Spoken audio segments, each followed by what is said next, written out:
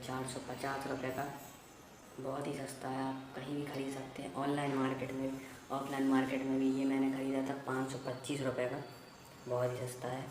आप इसको देख सकते हैं। यहाँ पहनना पड़ेगा आपको, पैर के नीचे पहनना पड़ेगा, याद रखना आएगा।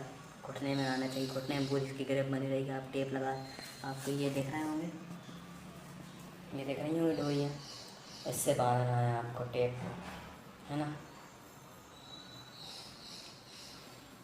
देख सकते हैं आप, ₹550 का है। नॉर्मल है, मैंने भोपाल से ख़रीदा था।